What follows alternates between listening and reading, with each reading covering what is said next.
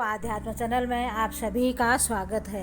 आज मैं आपको गायत्री रामायण के बारे में बताऊंगी कि वाल्मीकि रामायण में किस तरीके से वाल्मीकि जी ने राम और सीता का व्याख्यान किया है, आगे उनके बारे में बताया है और क्या इसमें रचनाएं हैं, आपको इसके बारे में बताऊंगी। आप लोग ध्यान से सुनिए। वाल्मीकि रामायण की रचना मूल आधार गायत्री मंत्र से ही हुआ है और गायत्री मंत्र का व्याख्यान का रूप महान ग्रंथ की रचना हुई। और वाल्मीकि रामायण में 24,000 श्लोक हैं। एक एक अक्षर की व्याख्या स्वरूप 1,000 श्लोक रचे हैं और जो कहा जाता है कि 1,000 श्लोकों के ऊपर गायत्री माँ का एक एक अक्षर संपुट दिया गया हुआ है। और जब वाल्मीकि रामायण को संस्करण मिलता है तो उन्हें श्लोकों की संख्या समान नहीं होती है और उनमें काफ़ी अंतर पाया जाता है। इससे प्रतीत होता है कि अंधकार युग में यवन काल में कितने ही श्लोक नष्ट भ्रष्ट हो गए होंगे। तो अन्य ग्रंथों के भांति सांप्रदायिक उतार चढ़ाव भी आया होगा, उसमें जोश भी संभव था और वाल्मीकि रामायण में भी कुछ श्लोक जोड़े गए थे और कुछ उनमें से निकाले गए थे। तो रामचंद्र जी ने इसके मांस का प्रयोग होना ऐसी ही निर्वित बात की थी जो किसी के पीछे से जोड़ दी। मालूम हुआ कि विश्वास नहीं होता था कि भगवान रामचंद्र जी जब कि वनवास में यदि बनकर रह सकते हैं तो लक्ष्मण में से मांस पकवाते और फिर सीता लक्ष्मण समेत उसे खाते। इस प्रकार की गड़बड़ी से श्लोक संख्या का क्रम भी बिगड़ गया था और 1,000 श्लोकों का बाद गायत्री के एक अक्षर का संपुट देखकर महर्षि वाल्मीकि ने अपने ग्रंथ में मिलावट रोकना चाहा था पर न हो सका। आज हमें अव्यवस्थित कर्मों वाली पुस्तकें ही प्राप्त होती हैं। हिसाब लगाकर देखें तो कहीं कहीं तो केवल 400 श्लोकों का ही आगे पीछे होता है और कहीं अंतर सैकड़ों तक पहुंच जाता है। इतना होकर भी प्रति सहर्ष गायत्री का एक अक्षर होने से इस क्रम का आकस्मिक नहीं कहा जा सकता, क्योंकि अन्य किसी मंत्र का ऐसा संपुट प्राप्त नहीं होता। अनजान में ऐसा संपुट नहीं लग सकता। महर्षि वाल्मीकि ने ऐसे बहुत समझकर लगाया है। इस गायत्री संपुट के न जाने कितने रहस्य और कारण होंगे, उन सब का जानना तो आज कठिन है, परंतु उन संपुट वाले श्लोकों पर दृष्टिपात किया जाए तो वे बड़े महत्वपूर्ण प्रतीत होते हैं। वैसे इन्हें अधिकांश श्लोक घटनात्मक है।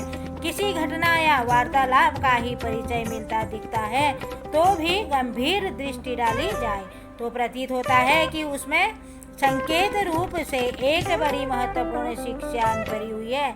जिस शिक्षा पर ठीक प्रकार से अमल किया जाए तो मनुष्य का जीवन असाधारण परिपूर्ण हो सकता है।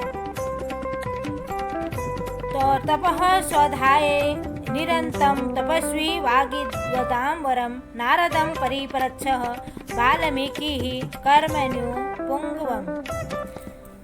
इसका अर्थ है कि तप और स्वाध्याय करने वाले सर्वप्रधान और मुनियों में श्रेष्ठ नारद जी से तपस्वी वाल्मीकि ने पूछा। इस श्लोक में 2 पहेलियां का प्रकाश डाला गया है। नारद जी को 2 पदवी दी है और उन पदवियों का कारण भी बताया है। नारद जी को सर्वप्रधान विद्वान और मुनियों में श्रेष्ठ कहा है। सर्वप्रधान विद्वान उन्हें क्यों कहा गया है? नारद जी ने व्यास की तरह 18 पुराण लिखे थे और उन्होंने कोई और ऐसी विशेषता दिखाई थी जो अन्य विद्वानों में नहीं होती है। यदि ऐसा नहीं है तो उन्हें सर्वश्रेष्ठ विद्वान क्यों कहा गया है? फिर वाल्मीकि जी झूठे थे जिन्होंने नारद जी की अतियुक्त पूर्ण प्रशंसा की थी। इसी श्लोक में वह कारण भी स्पष्ट बताया जाता है कि जिसके कारण उन्हें सर्वश्रेष्ठ विद्वान बताया गया था। वह कारण है शास्त्र का चिंतन। पोथी पढ़ने वाले पढ़ू तो एक से एक बढ़िया पढ़े हैं। किसी की जिंदगियां पोथी पढ़ने में बीत गई है। हजारों लाखों पुस्तकें जिनने पढ़ डाली, क्या ऐसे लोगों को सर्वश्रेष्ठ विद्वान कहा दिया गया है क्या? नहीं, ऐसा नहीं हो सकता है। पोथी पढ़ने का व्यसन किसी की जानकारी को तो बढ़ा सकता है, पर उससे कोई अति आत्मिक लाभ नहीं हो सकता। व्यक्ति भले ही शास्त्र को थोड़ा पढ़ता हो, पर उसका चिंतन करता रहे। शास्त्र के अर्थ पर, आदेश पर, मर्म पर, महत्व पर गंभीरता से मनन करता है। अपनी आत्मा का अध्ययन करना, आत्म मंथन से जो नवनीत निकलता हो उसे पचाकर आत्म साक्षात कर लेता है और स्वाध्याय कर त्याज्य है, तो इस प्रकार शास्त्र सेवन करता है, वही विद्वान में सर्वश्रेष्ठ है। इसी नारद जी को विद्वान में सर्वश्रेष्ठ कहा गया है। और दूसरी पदवी उन्हें मुनियों ने श्रेष्ठ की दी थी। ऐसा क्यों हुआ, उसका उत्तर भी साथ ही मौजूद है। वह है कि तप मनन करने वाले को मुनि कहते हैं। ऐसे अनेक हैं जो सतत्व का मनन करते हैं, पर इतने मात्र से काम नहीं चलता, जिसमें आदर्श के लिए घोर प्रयत्न करने के लगन है और उस प्रयत्न के लिए बड़े से बड़ा कष्ट सहने का साहस है, वही तपस्वी मुनियों में श्रेष्ठ है। नारद जी घड़ी भर चयन किए बिना अपने उद्देश्य के पूर्ति के लिए यहाँ वहाँ भ्रमण करते फिरते हैं।